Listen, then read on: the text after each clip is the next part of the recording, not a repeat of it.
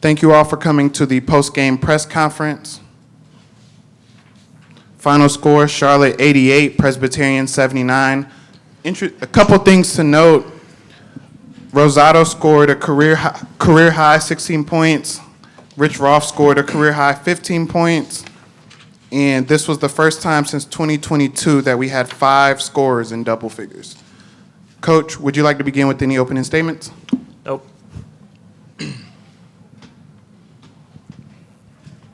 So, Coach, especially in the second half, you guys had those double-digit leads, and every time they seemed to cut into it a little bit, you extend it right back out. What did you like about your guys' ability to keep that distance between you guys and Presbyterian?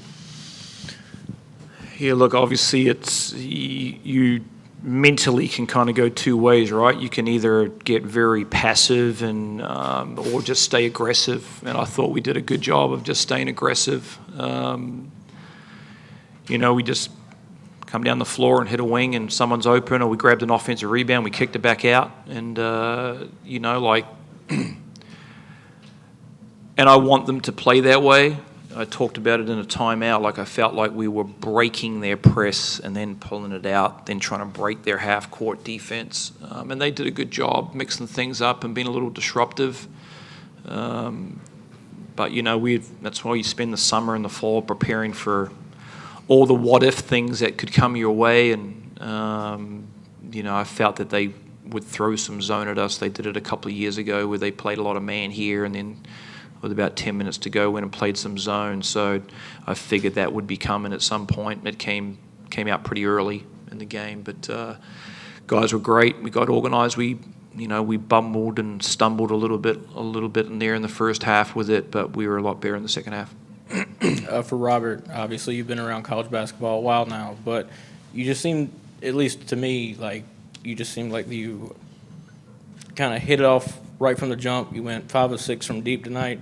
You look very comfortable, probably more comfortable than you've ever looked in a Charlotte uniform. What were you seeing out there on the floor to allow you to get so many open looks?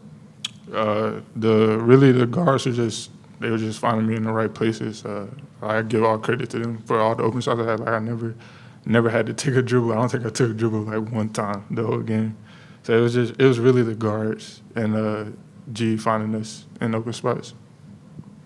Hey guys, Shane Connick from the Charlotte Observer. Great to see both of you. How'd it feel just to be back in Halton Arena with the crowd behind you guys, crowd getting into it, and then leading you guys to an exciting victory? Yeah, I talked about this pregame up top. Like last year, it was pretty awesome in that building. That's what you play, that's what you coach, to get in those environments like we had last year in front of that. And I keep saying this. I want this to be an experience that people remember for years and years. I want players to come here and experience the joy of playing in front of an environment like that and having success here in this program. I want our community to walk away and talk about it for the next week and the next year and 10 years down the track about the little slice of time that they have here and the experiences that they have being part of that as a community. And then lastly, our students. I think that's why you go to school over here, is to be part of those types of things. And the student turnout, football's been big time. They have a crazy time there at football, and I want them to have the same thing here at basketball. And because you do, I've been to high school over here. I hear people talk about their time at college, about how they watched football and basketball and followed this player and that player. Like, that's what I want it to be. That's what I want the whole experience to be. So to be back here tonight and that, and out there having a lot of fun and playing and competing, that's what it's about. Coach Robert, this is a question for both of you guys. How has it felt this season playing with a mostly new roster with a lot of guys transferring out from last season? How has it been getting everyone to kind of buy into the same system? How has it been progressing so far? I feel like everybody gets along well. So that was right from the jump. Everybody got along well. We never had a problem with that. Everybody loves being around each other, and in order for us to be a good team, we're going to need that, even off the court, not just on the court. Yeah, I would double down on that. I think it's important to, Yeah, I was thinking about this a lot this week. You know, the transfer portal's obviously a unfortunate thing in the game right now. I'll put it that way. I think it, more than anything, really challenges the players and teams to identify roles, and your roles can be very drastic from one year to the next. It's not like the older days where you had a group of guys that you just kind of grew and their roles grew as the season went on. You have guys within your program that their roles one way one season and can be extremely bigger the next or a lot smaller the next. And to me, that's sad that it's like that. But it is what it is, and we just have to, maneuver through it and really work hard on building culture and establishing behaviors, which I do a lot, and I hold these guys accountable to it. And because you transfer for reasons, right? You want more opportunity or a better situation or whatever it may be, but those roles get very difficult and challenging, and I think that's what it's about in all the sports. It's just not basketball. So Rob's right, this group's really connected pretty early and have a lot of fun, and we've had to battle through a bunch of injuries this summer, and I talked about it in the locker room after the game. I give a huge amount of credit to Andrew Bailey and my son Tyler for the last few weeks, because I've had to practice a lot, right? Because we've had guys out, and they've been out there and they haven't let anything slip. They've let us keep moving forward. I'm extremely proud of them. I said it to them in the locker room in front of the guys after the game, but that's their role. Their role really increased this week. So, yeah, the group's come together, and but we're going to have some challenges going through the season. Every team will. That's what it's about. Coach, talk about building habits. One thing you've emphasized since you've been the head coach here is rebounding. Presbyterian really got on the glass, 11 offensive rebounds. Was that something they were doing schematic-wise, or just something you guys were doing? Yeah, it was even at halftime, I believe, and then that really came off their guard penetration. We couldn't get back in front of the ball, so then the big guys would half help, and which would leave the big open, and then they're cleaning up the miss. I would say that's where they generated probably 90% of their offensive rebounds in that second half for sure. So that comes back to the point of the ball, keep it in front, which I think we did a really good job of, in the first half. But second half, that kept them in the game. You mentioned being banged up. Is there a timetable for some of the guys that were in street clothes to return? Or Yeah, KB, look, if we really, really needed him tonight, he probably could have given us something, but he's been really ill, and he'll practice next practice full time. So it'll be great to get him back, but it's going to take him some time to get back too. He got really sick there, which was horrible to see. Nika and Jo are going to have to keep working through their stuff. Hopefully we can get him back. If not, we got some depth.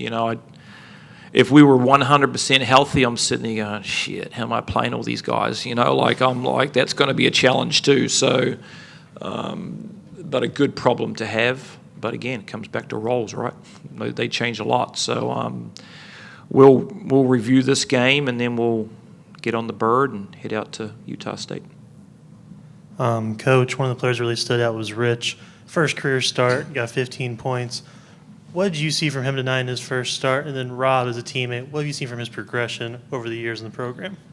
I think he played great tonight. I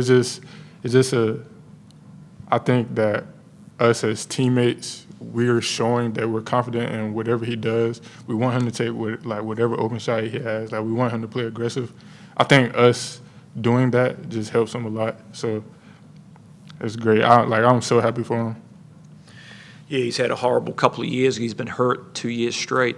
And, Rich was a big-time high school player on a really, really good team and a really good AAU program where a lot of his teammates have gone around the country playing high-level hoops. And, we've felt for him because he has been banged up.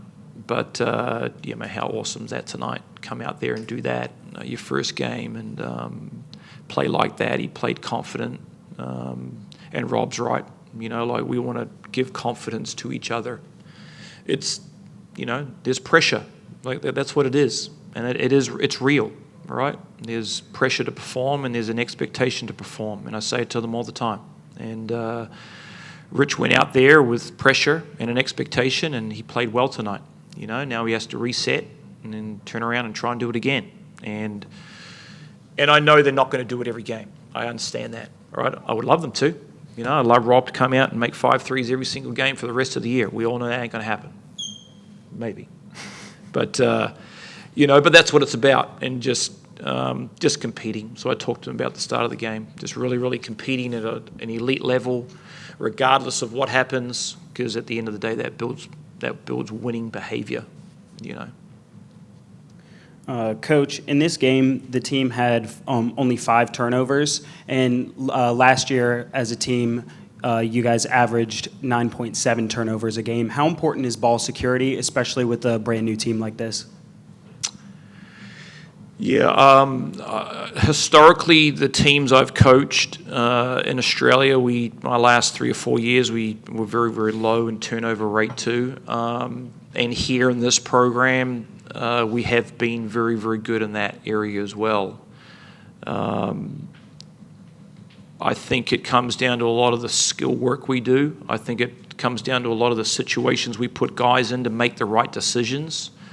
That's elite. To have 5 turnovers and 19 assists, that's big time, and be fantastic if we can continue to do that. They threw a lot of different pressure at us tonight with their presses and zones, and they got good size, and we're going to see that and more and better, moving forward. So, but yeah, we talk about it a lot.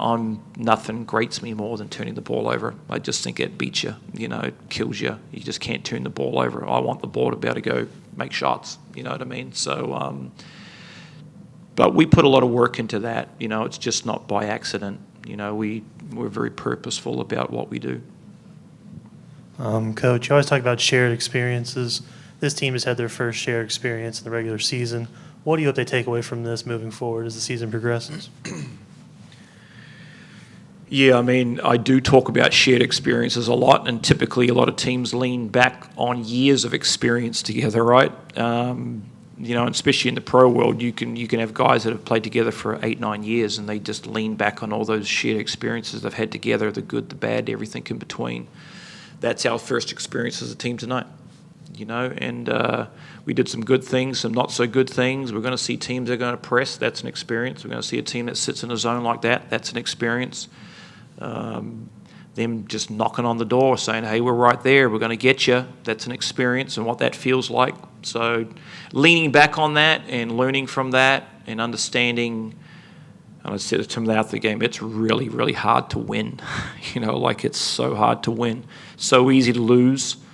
It takes a lot of mental, physical, emotional toughness to win, and really proud of the guys to do that tonight. Well, we're going to be dealing with a different experience on Saturday out there at Utah State.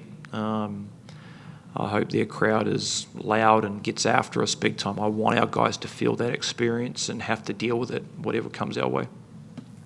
That concludes tonight's press conference. Charlotte is back at Halton Arena on November 13th at 7 p.m. Thank you, guys. Thank you.